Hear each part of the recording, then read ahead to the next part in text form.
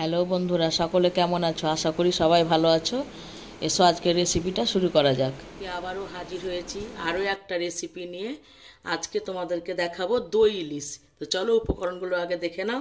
এখানে আমি 6 পিস ইলিশ মাছ নিয়েছি, ধুয়ে লবণ হলুদ মাখিয়ে রেখেছি। পরিমাণ মতো সর্ষের তেল নিয়েছি, আর এখানে অল্প সামান্য চিনি নিয়েছি। হাফ চামচ লঙ্কার গুঁড়ো, ঝালটা তোমরা নিজেদের পছন্দ মতোই দেবে। হাফ চামচ লঙ্কার গুঁড়ো, পরিমাণ মতো লবণ, আর সামান্য পরিমাণে একটু কালো জিরে নিয়েছি। আর 4 চামচ টক দই নিয়েছি, আর 1 চামচ সাদা সর্ষে, 1 চামচ পোস্ত, আর একটা কাঁচা লঙ্কা, সামান্য একটু লবণ দিয়েছি। লঙ্কাটা লবণটা দিয়েছি যাতে সর্ষেটা তেতো না হয় বলে। তাই 1 চামচ সর্ষে আর 1 চামচ পোস্ত আমি মিক্সিতে বেটে রেখেছি। আমার ঠান্ডা লেগেছে প্রচণ্ড, গলাটা খুব ধরে আছে বন্ধুরা, জানি না কতটা কথা বুঝতে পারছো আমার।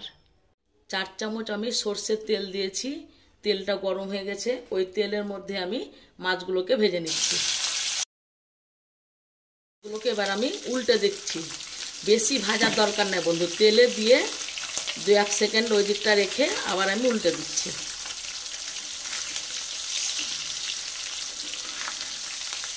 তেলে দিয়ে একটু এপিট ওপিট করে নামিয়ে নিতে হবে, যেহেতু আমি দই ইলিশ বানাবো।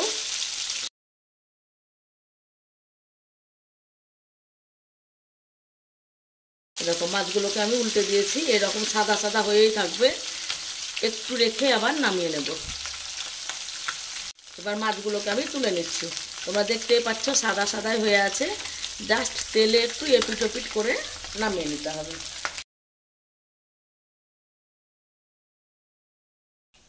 এই দেখো সমস্ত মাছগুলোকে আমি ভেজে তুলে নিলাম।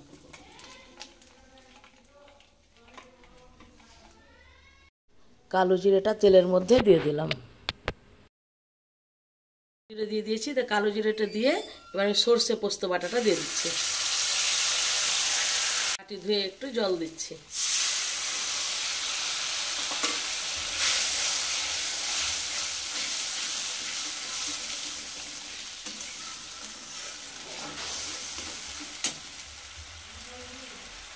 লঙ্কার গুঁড়ো, হলুদ, চিনি আর লবণ এখন আমি দিয়ে দিচ্ছি।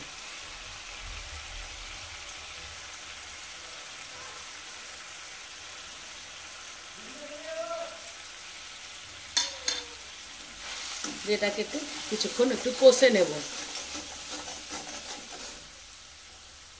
এই সময় 2টো কাঁচা লঙ্কা দিয়ে দিচ্ছি। মশলাটা 2 মিনিট কষে নিলাম। 2 মিনিট কষে নেওয়ার পরে এবার টক দইটা 4 চামচ ফেটিয়ে রেখেছিলাম, এখন আমি দিয়ে দিচ্ছি। টক দইটা দিয়েও আবারও একটু কিছুক্ষণ কষে নিতে হবে।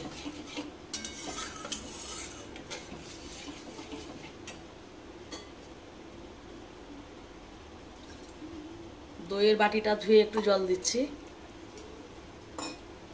এটাকে আবারও একটু কষতে হবে বন্ধুরা। দই ইলিশ এইভাবে রান্না করো, গরম ভাতে জাস্ট জমে যাবে, আর কিছুই লাগবে না। খেতে খুব সুন্দর লাগে এরকম করে যদি দই ইলিশ রান্না করো। মশলা থেকে আমার তেল ছেড়ে গেছে, তার মানে মশলা কষানো হয়ে গেছে। 6 থেকে 7 মিনিট মতন আমি মশলাটাকে কষে নিলাম। এবার আমি মিক্সির বাটি ধুয়ে জলটা দিয়ে দিচ্ছি।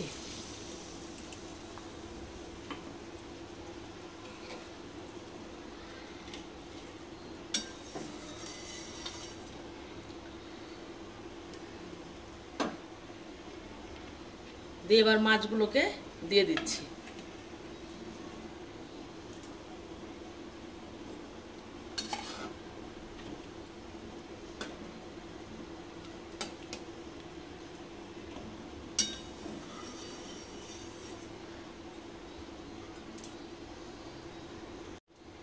এখন 1 চামচ আমি সর্ষের তেল দিয়ে দিচ্ছি।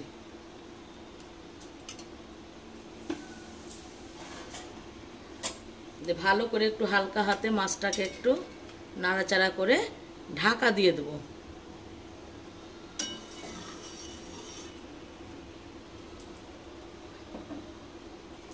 মাছটাকে ঢাকা দিয়ে দিচ্ছি।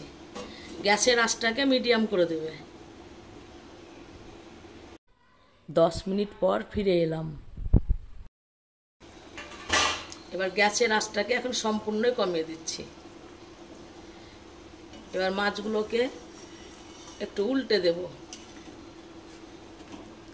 এরকম করে একটা একটা করে সব মাছ উল্টে দিচ্ছি আমি। এত ঠান্ডা লেগেছে বন্ধুরা, কি বলবো, মানে কথা বলতেও প্রচণ্ড অসুবিধা হচ্ছে।